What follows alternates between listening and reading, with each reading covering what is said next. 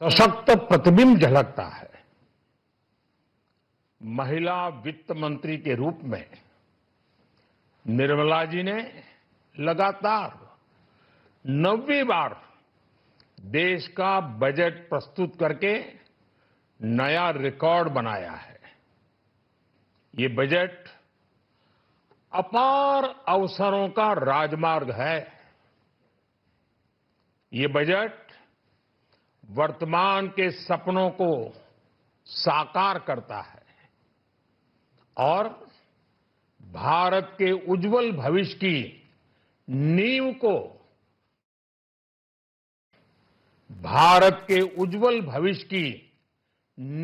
को सशक्त करता है। ये बजट 2047 के विकसित भारत की हमारी ऊंची उड़ान का मजबूत आधार है। साथियों, आज भारत जिस रिफॉर्म एक्सप्रेस पर सवार है, इस बजट से उसे नई ऊर्जा, नई गति मिलेगी। जो पाथ ब्रेकिंग रिफॉर्म्स किए गए हैं, वो एस्पिरेशन से भरे हुए भारत के साहसिक, टैलेंटेड युवाओं को उड़ने के लिए खुला आसमान देते हैं। ये बजट ट्रस्ट बेस्ड गवर्नेंस और ह्यूमन सेंट्रिक अर्थरचना के विजन को साकार करता है। एक ऐसा यूनिक बजट है जिसमें फिस्कल डेफिसिट कम करने, इन्फ्लेशन कंट्रोल करने पर फोकस है और इसके साथ ही बजट में हाई कैपेक्स और हाई ग्रोथ का भी समन्वय है। साथियों, ये बजट भारत की वैश्विक भूमिका को नए सिरे से सशक्त करता है। भारत के 140 करोड़ नागरिक फास्टेस्ट ग्रोइंग इकोनॉमी बनकर ही संतुष्ट नहीं है। हम जल्द से जल्द दुनिया की तीसरी सबसे बड़ी अर्थव्यवस्था बनना चाहते हैं। ये करोड़ों देशवासियों का संकल्प है। दुनिया के एक ट्रस्टेड डेमोक्रेटिक पार्टनर और ट्रस्टेड क्वालिटी सप्लायर के रूप में भारत की भूमिका लगातार बढ़ रही है। हाल में जो बड़ी बड़ी ट्रेड डील्स भारत ने की है, मदर ऑफ ऑल डील्स, उसका मैक्सिमम बेनिफिट भारत के युवाओं को मिले, भारत के लघु और मध्यम उद्योग वालों को मिले। इस दिशा में बजट में बड़े बड़े कदम उठाए गए हैं। साथियों, इस बजट में मेक इन इंडिया और आत्मनिर्भर भारत अभियान को नई रफ्तार के लिए महत्वाकांक्षी रोड मैप प्रस्तुत किया गया है। इस बजट में नई उभरती इंडस्ट्रीज यानी सनराइज सेक्टर्स को जिस मजबूती के साथ समर्थन दिया गया है, वह अभूतपूर्व है।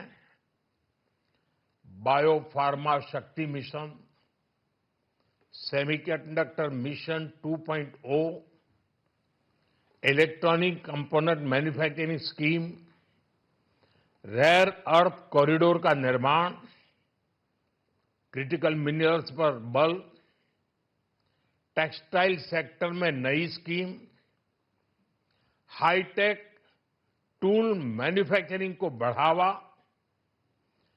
चैंपियन एमएसएमईज तैयार करना, ये फ्यूचरिस्टिक है। देश की वर्तमान और भविष्य की आवश्यकताओं का ध्यान रखती है।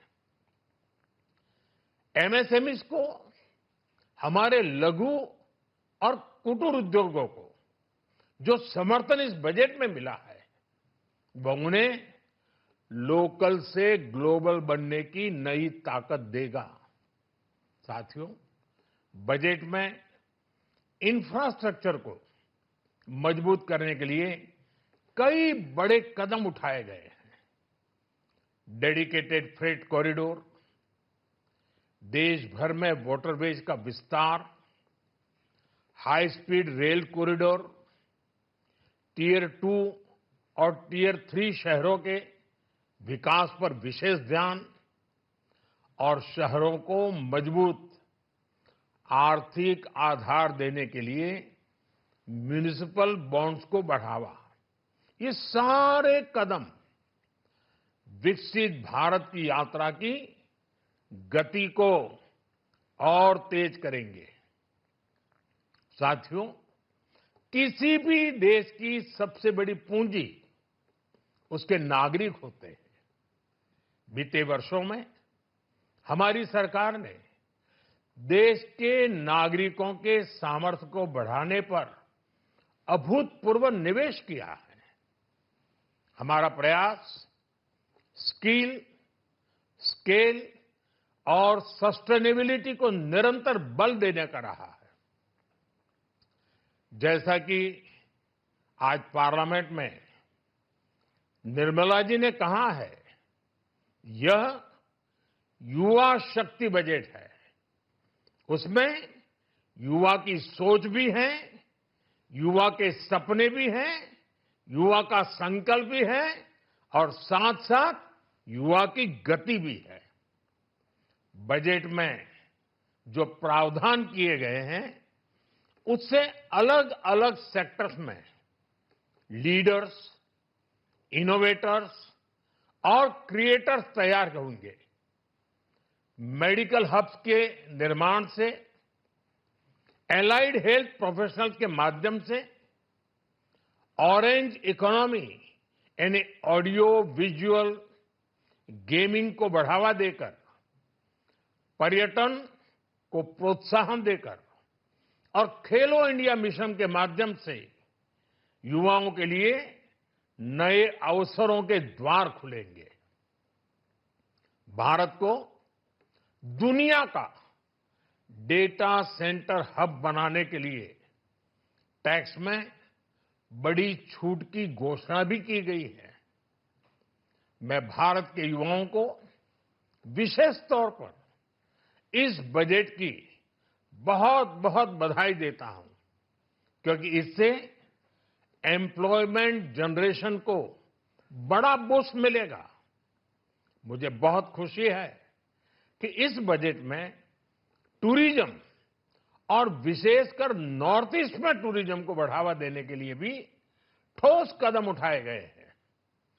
भारत के अलग अलग राज्यों को ताकतवर बनाकर संतुलित विकास की नींव भी इस बजट में मजबूत की गई है। साथियों, हमारे देश में 10 करोड़ से ज्यादा महिलाएं सेल्फ हेल्प ग्रुप से जुड़ी हैं और बड़ा सफल अभियान रहा है। महिलाओं द्वारा निर्मित, महिलाओं द्वारा संचालित सेल्फ हेल्प ग्रुप्स का आधुनिक इकोसिस्टम बने, बजट में इसे प्राथमिकता दी गई है। कोशिश यही है कि हर घर लक्ष्मी जी पधारे। हर जिले में छात्राओं के लिए नए हॉस्टल बनाने का अभियान भी शिक्षा को सुलभ बनाएगा।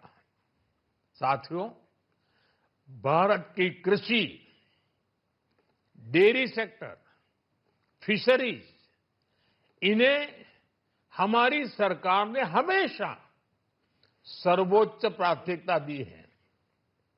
इस बजट में भी नारियल, काजू, कोको और चंदन की पैदावार से जुड़े किसानों के लिए अनेक अहम कदम उठाए गए हैं।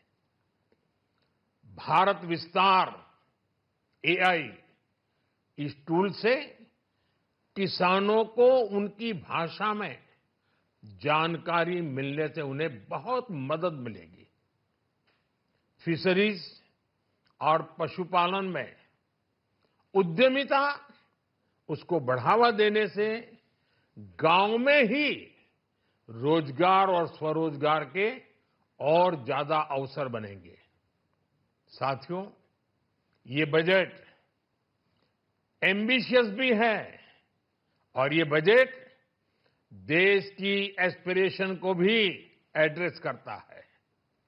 मैं एक बार फिर निर्मला जी और उनकी पूरी टीम को इस फ्यूचरिस्टिक बजट के लिए, संवेदनशील बजट के लिए, गांव, गरीब, किसान का कल्याण करने वाले बजट के लिए बहुत बहुत बधाई देता हूं। बहुत बहुत धन्यवाद। सुन रहे थे जो बजट के बारे में बता रहे थे। उन्होंने कहा कि बजट में सभी वर्गों का ध्यान रखा गया है। भारत को दुनिया का डेटा सेंटर बनाएंगे। बजट में इस बार इसका भी ऐलान किया गया है।